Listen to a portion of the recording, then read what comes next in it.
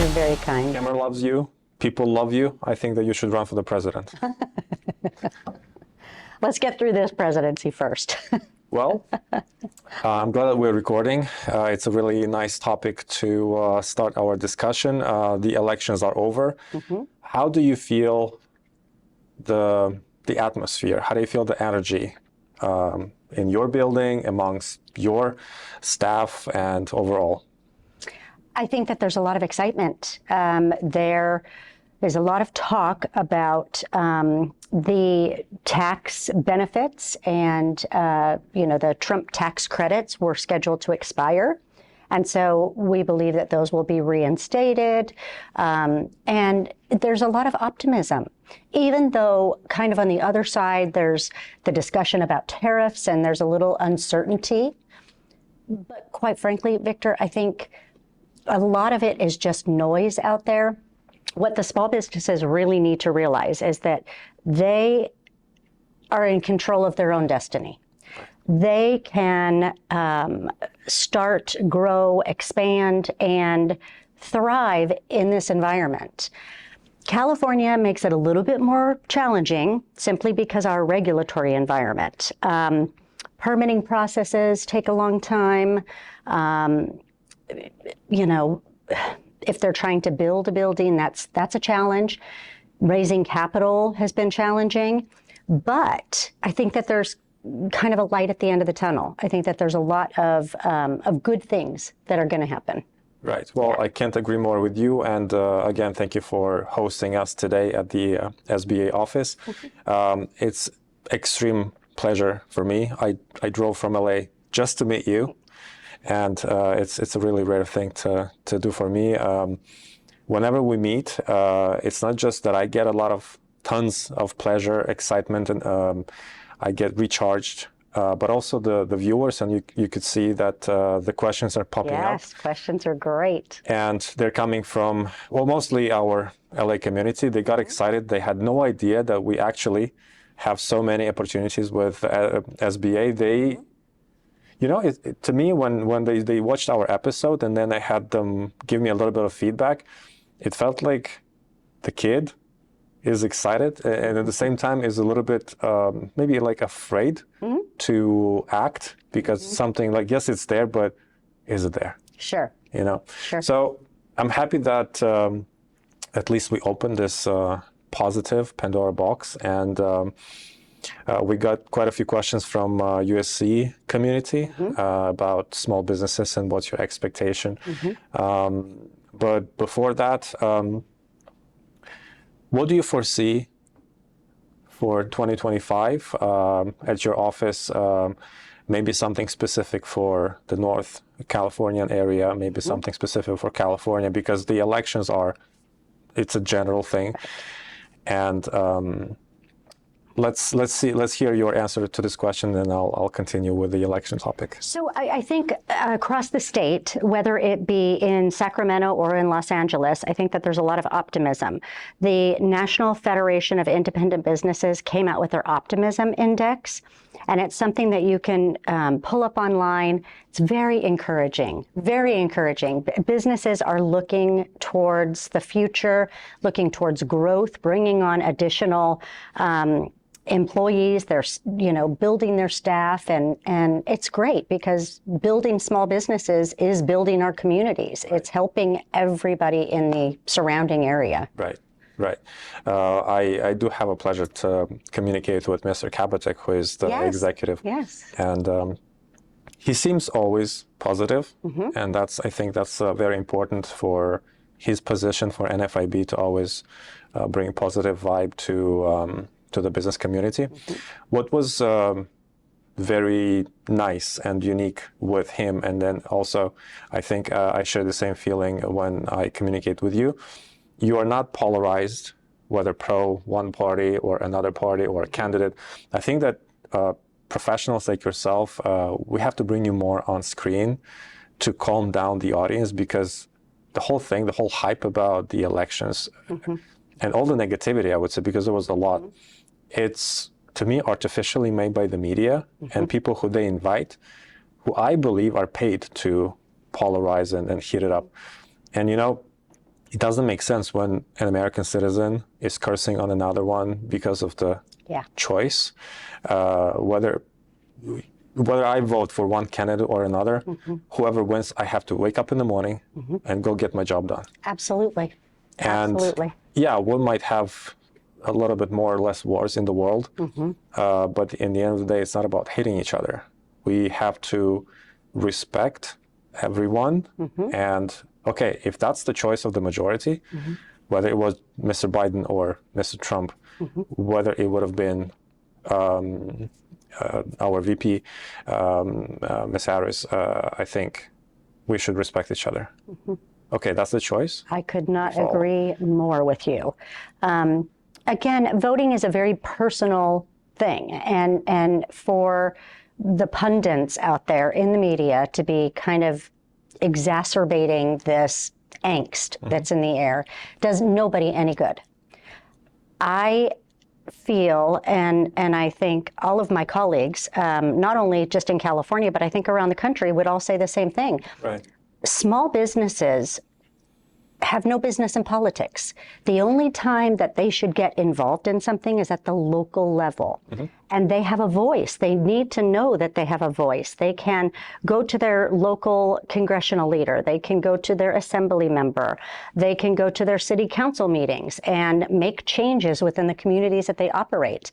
It doesn't have to be this big, dark cloud over us. Right. It's again, we have every opportunity in the world, and why not just focus on that versus all of the ugliness that's out there? Right. And to me, one of the great examples of this local community leadership is Rancho Cordova, which they developed their business on the city level. They give grants for different programs. So it's doable, and I've seen that in person. I wish that more and more from our Hollywood community would hear your voice and adhere to your advice. Rancho Cordova is a perfect example. They provide business grants and fundings and incentives for businesses to move to the area, which is fantastic. Because again, they believe that building the community is through small business. You put a business someplace, they get employees and traffic from that, and it helps everyone. With the Hollywood-centric area, I would say look to the California Office of Small Business Advocate, look to GoBiz. It's a state agency, and they have different tax incentives. As a matter of fact, I printed this for you. It's their California Investment Guide, a business and investment guide, and it talks about different tax incentives based on the industry. So it could be manufacturing, agriculture, the food industry, restaurants, whatever. But it also has in there for small films and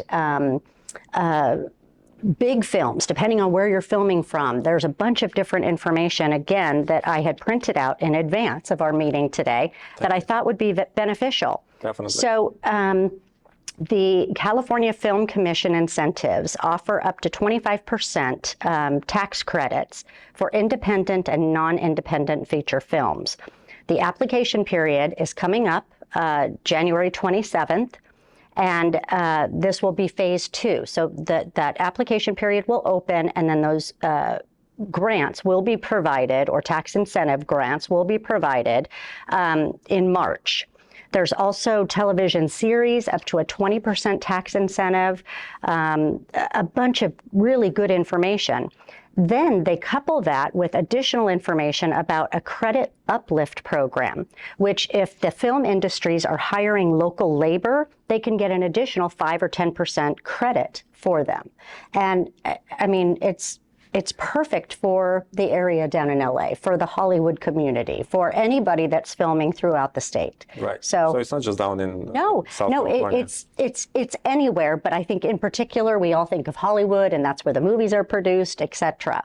But there's beautiful filming locations anywhere in California. Right. I mean, we are so blessed to live here, honestly. Right. From the ocean to the mountains. Absolutely. We have it all. That's really wonderful that you brought that up. However, before we get the tax breaks, tax benefits, we need the money to actually to start and to yeah. grow. Absolutely. Right. Absolutely.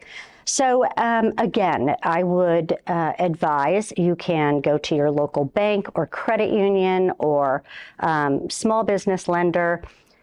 What I would caution against is these online lenders that promote, you'll have the money in your bank account tomorrow. And that's true. You may have the money in your bank account tomorrow, but the problem is that your interest rate is going to be in excess of 80%. Wow. We just did a refinance within the past several weeks of a loan that had an 84% interest rate that we were able to refinance out of. So it's awful. It's awful. But the businesses they get into that mode, Victor, of kind of desperation, and they're trying to figure out, how do I make payroll? How do I, pay rent? How do I pay the mortgage on my building? And they get in this situation where they find themselves searching online, and they come up with these lenders that really are, from my perspective, unscrupulous. But it's not an illegal loan. Mm-hmm. There's no regulation necessarily around that. So there's factoring companies out there, there's the merchant cash advances. And while those are, legal structures for a loan, they're not necessarily good for business. So if you have the opportunity, I would strongly suggest do your homework in advance of needing the loan. Because when you go to the bank, if you are prepared and you don't need the money right away, you've got kind of a long runway of time before perhaps you want to purchase something or make an investment or bring on additional staff. There's so much more that you could find, so much better terms, much better fees, etc. And it just requires a little preparation, and we can help with that. So, discovering this topic a little bit deeper, I had a question from our community. Since SBA sort of guarantees the loan from a lender, a bank or a lending institution. Sure. One of our viewers made a point. Why wouldn't SBA do something like that with an investor? Mm-hmm. When you say with an investor, kind of describe what you're referring to. So SBA guarantees a loan. Sure. Right? Mm-hmm. We don't talk about the grants. Mm-hmm. So it's just a process when a person borrows money for a certain, sure. At a certain rate. Uh-huh. Right?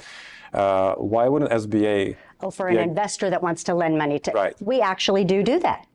So we have small business investment companies around the country that specialize in that. And they are provided funding from SBA to go out into their communities or nationwide and provide financing to small businesses. And whether it's a debt or an equity transaction, they can do both.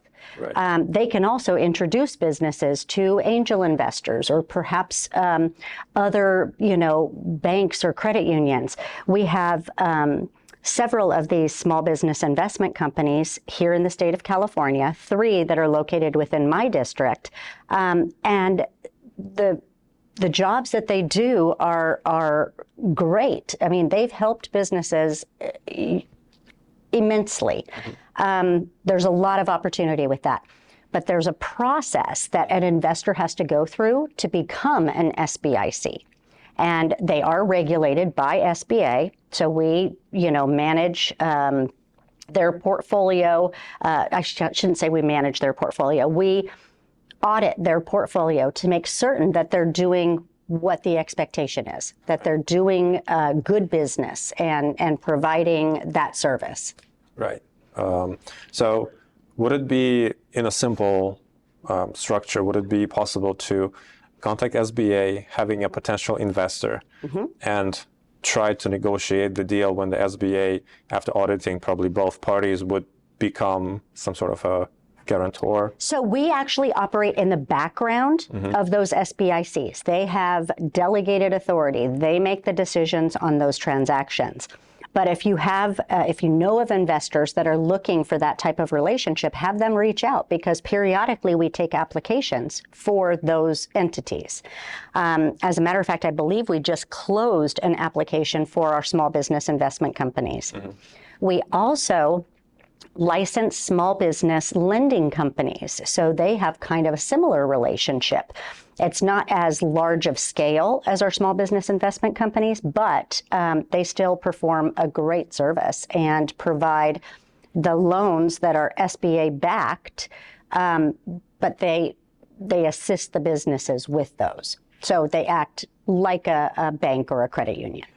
Let's continue with the questions from the audience. You had asked, could anyone have UBI in exchange for teaching creative workshops or writing about the region? And is this a thing? UBI is a universal basic income, and the viewer, question, the viewer, was asking, trying to put together creative writing, teaching, talents, etc., to benefit certain California demographic areas and neighborhoods. And they're looking for some type of a subsidy or a stipend from the state, I'm assuming, to assist them with that. Right. So what I would say is that there isn't anything like that that I am aware of currently. But what I would suggest is that something like this, I mean, you could advocate in your local community. You can contact your congressional leader. You can contact your assemblyman and ask them, why isn't this a thing? And how can we make it a thing? And if they find value in that proposition, then they're going to back that and find additional businesses or industries or people that are, apt to adopt that. So it is a possibility. I am just not aware of anything like that. Right. Neither was I. It was a very interesting question. I had to ask for clarifications a couple of times because to me, as a business person, I see when there's a value, we can talk about any sorts of UBIs or anything, but when it's just creative something for the community, you don't really know how to monetarily explain the value, and then connect it with the, But thank you very much for your response clarification. Which of the other questions would you like to? Okay. So there's a lot this time, so that's great. We have the first one that you had sent is, what are the pitfalls of small businesses and what are they most struggling with? And what I would say is what we've seen of late is that they're struggling with their capital needs, looking for a bank or credit union or an intermediary to assist them with that capital requirement. Again, SBA can assist you with this. We can provide lists of lenders in our area that are SBA approved. You can go to our website, and we have something called Lender Match, where the small business goes online to our website, sba.gov, and they complete a short form of questions on, how much are they looking for, what is it for, what type of business, the industry type, etc. And those are then matched with a lender who has already put in the parameters in which they operate into our system. So they'll be matched with that lender. They then get an email with the lender's information. The lender will also get an email with that applicant's information should they, click the approve that they want to provide that. So it's a great service. The other hot topic I would say right now is we're finding a lot of businesses that are getting into leases, whether it be in a strip mall or a single space location, that they're really not equipped to do yet. They haven't even gotten their business license or they haven't gotten their funding. Please don't go down that road. Once you enter into a lease, you're obligated for that. And if you can't get your business license or if something happens, you're still on the hook for that. And that landlord, even though they may be able to rent out the property elsewhere, they're still going to come after you for that obligation because it is a contract. Yeah. Yeah. So that's a civilian litigation issue. yes, You don't want to get that no, definitely into not. that rabbit hole. Yeah. The upcoming challenges that we see for California small businesses. So I would say it's no secret, high costs, inflation, rent, everything. So those are definitely challenges. The regulatory environment in California has not been as friendly as perhaps we would like to see it. But again, I think the answer to that is to talk to your congressionals and your assembly members, your House of Representatives, everybody that you can get an appointment with or have a phone conversation with. It's very, very important because these are the lawmakers. So if they understand the struggles of small business, they're more in tune and more apt to assist them and to put forth legislation and regulation that will be much more business friendly. Right, right.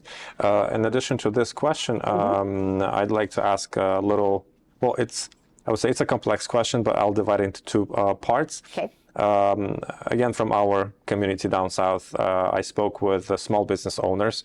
They provide nursing homes for more experienced community, age-wise. Sure. And they faced, well, kind of the same issues that we all do with higher cost of the real estate.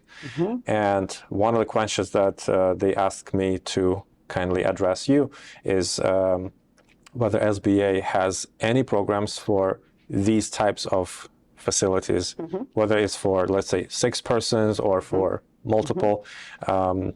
Do you know of any programs? Absolutely. So through our 7A loan program, which is SBA's flagship program, we do nursing homes and aging facilities, and whether it's 4 beds or 30 beds, it doesn't matter. As long as it doesn't exceed $5 million, which is our regulatory limit, then yes, we do these types of projects all the time. And whether they're converting a single family home to accommodate the elderly care or nursing care, or whether they're building a ground up construction, we can do either. Well, that's fantastic news. I think that the lady and the gentleman who I met, they would get a lot of excitement from your comment. The other part of the question I will ask you off camera to keep our audience a little bit more, Sure. hooked to watch our episodes. What would you say regarding the third question? Okay, so the third question is, how much does the state or federal elections impact SBA, and what can be done now to prepare for the upcoming political environment? I think we kind of touched on that to begin with, and I would just say we're bipartisan. We're agnostic when it comes to it doesn't matter who you voted for. That's not a question on the application. It doesn't matter if you're a Democrat or a Republican or an independent or whether you don't vote. It does not matter. We will help every taxpayer out there. So it's what does matter is the environment in which you're going to operate. So I would just say that from the perspective of SBA, we're excited about potentially having new products and programs that will be launched under the new Trump administration, the Biden-Harris administration. They brought us many different types of programs, which were very exciting and very, good for small business. And so again, it doesn't matter. It obviously does matter who the president is, but it doesn't matter from the standpoint of SBA and our mission. We are still going to support small business, and that's what we're here for. Right. It's a federal agency, right, which is divided by different districts, and it functions, as you mentioned, already for multiple decades. It's not going to go anywhere, whoever the president or the VP is. Let's touch our fourth question. Okay. So the fourth question, what's the best way for small businesses to connect with me? So email, phone calls, We have a district office newsletter, and no matter where you are in the state, each of the 6 different district offices has a newsletter. So I would suggest getting on SBA's website and signing up for those newsletters. There's a lot of different information in it, and whether it is a policy announcement or a procedural notice or different classes that are going on, different workshops, and whether that be from us directly at SBA or any of our funded resource partners. And our resource partner network would be the Women's Business Center, the Small Business Development Centers, SCORE Volunteers and Mentors, and our Veterans Business Outreach Centers. So all of that information is in the newsletters. That's the best way to do it. If you wanted to call our office here, the telephone number is 916-735-1700, and you can call and we can direct you appropriately. Well, we'll make sure to save this information and pass it along to all of our viewers. The next question, which is huge. Yeah, so this was a biggie. For a sole proprietor or entrepreneur is there services available similar to the following to help in the high cost of living in this beautiful state? So the question was surrounding, are there any type of grants or opportunities with respect to a subsidy for rent or student loan payments or anything along those lines? And again, I would go back to GoBiz on this. Within the state of California, under the governor's economic department is an entity called GoBiz, and they are kind of the entity that operates within all small businesses. They help, they provide, in some cases, loans. They provide workshops, training programs, etc. But as far as like rent payments, anything like that, not necessarily. However, I would say contact your local city or county to see if there's anything that they would offer. Overarching in the state of California, there's different tax incentives. Right. And California Competes is one of those. And California Competes is an income tax credit that's available to businesses that either grow here, move here, purchase, expand their business, etc. So that's a great, great resource. Another one is, depending on the type of business, there is tax credits for advanced transportation and manufacturing. So if you're manufacturing in the state, there's different incentives as far as tax credits for that. Different funding opportunities for ZEV, which is zero emission vehicles. Whole ton of stuff. There's also research and development tax credits, different, we talked about the California Film Commission. Right. So there are resources out there. I know that it's hard to find them. So if you need assistance in that, don't hesitate to reach out to your local SBA office or through the California Office of Small Business Advocate. While answering multiple questions, you mentioned about reaching out to local authorities or some elected officials up to the senators. But how does the community know or finds out who is their representative, who to actually address this question correctly? Sure. So again, it depends on whether you're looking at a city or a county regulation or whether it's a state regulation. If you're looking for assistance, within the city or the county or permitting or something along those lines, I would start at your local city, call your mayor's office. They will be able to direct you to the appropriate party. If you don't want to do that, you can call your local congressional office. Within the state of California, there's 58 congressional districts, so you can always contact your congressman, and they can put you in touch with the right person. You can contact your senator's office. Again, it's a simple Google away, and you can get the contact information, the email. There's typically an intake form, so they're going to have you explain what you're needing assistance on, and then they will respond with the appropriate assistance. Following up this question, would it be beneficial to incorporate yourself and reach out as a business entity, whether it's something small, an LLC or? It really depends. I mean, we're not accountants, and I don't want to give tax advice.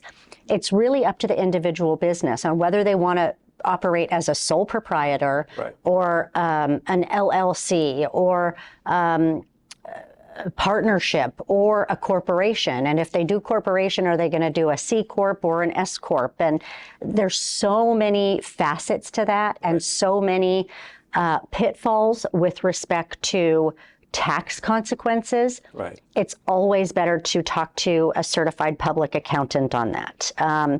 Again, through the Resource Partner Network that we have, there are different trainings that are provided on the entity formations. So I would suggest going to one of those. We actually even have a learning library on the SBA's website, and there's information that you can glean from a certified public accountant that will say, here's the benefits of this structure, and here's the benefits of this structure. So do your research. A small business can be a corporation. A small business can be a partnership. They can be a sole prop. It doesn't matter. So we help anybody. And your congressional offices are going to do the same thing. They will help you whether you're a corporation or whether you are a partnership or whether you are an individual, driving Uber. It doesn't matter. What matters is that you contact the right congressional leader within the jurisdiction that they cover. So again, the different districts around California, and again, you can go to california.gov and get all of that information. Right. Now let's pivot a little bit from these big topics. Sure. For adults to the youth. Last time we met, and a couple of times earlier, you mentioned you plan to have, or you do have programs for the youth, for teenagers. What can we expect for 2025? And as you remember, Jocelyn got really interested in becoming your spokesperson for the youth, for teenagers. She's a teenager already. She's 13. So that's the question. What do we have at SBA for the young generation? So within SBA, there are a couple of different offices throughout the country that operate training high school students on, it could be, basics as far as managing a checkbook or a checking account, or creating projected earnings on a fake business, something along those lines that will just teach them and get their minds working in the direction of business focused. So we here in the Sacramento district office are adopting this, and we're planning on bringing it out in 2025. We've already done some things at local high schools around the greater Sacramento area, which has been a lot of fun.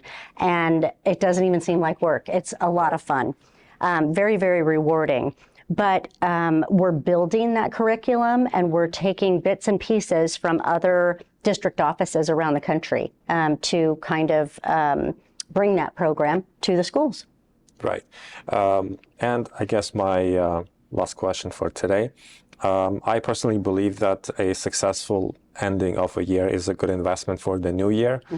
What would be your advice, suggestion on a good closure of a year which is ending in order to have it as a good investment for the new upcoming year? That's a great question, Victor. So I would say from the business perspective, make certain that your books are in order. Tax season is going to be right around the corner. And the more documentation you have and receipts and everything else that you're going to need for your taxes by the end of the year will help you into the new year, and so you're not going to be stressed out about having to worry about this, project of getting all of that information together before tax season. taxes are due on April 15th. And I think if you kind of look at it from, okay, we're ending the year, let's document everything that we've done thus far. Right. And then you can go into the new year with a fresh perspective and maybe a focus on something that will earn you income moving forward, because that's what every business wants to do. They're in it for earning income, making a good living, and supporting their employees and community. Absolutely. Do you have programs at SBA which teach people, business owners, to plan their taxes versus just deal with them in the end of the year? That's another great question. So we at SBA do not, but our resource partner network does. As a matter of fact, our small business development centers have courses on how to plan for your taxes, what purchases or allocations will get you the highest return on your taxes, what types of things are deductible and what aren't. So we can definitely put your listeners in contact with the SBDC network and get them the schedule for those classes. Well, that sounds fantastic. We'll make sure to leave all the contact information of your office and have our viewers reach out for help. I do believe that contacting your office would be the most effective and beneficial to them. Not disrespecting any other offices. They're all great. Every one of them. But it's just my personal preference. I'm biased, I guess. Ms. Adler, thank you very much for hosting us again, for your time, for sharing your wisdom, your expertise. I'm sure that whether you like or you don't, we'll be coming back for more information with more questions. And I can't wait to meet you again in 2025. Excellent, Victor. It's always such a pleasure. And to your audience, I wish you a very, very happy holiday season and a very prosperous new year.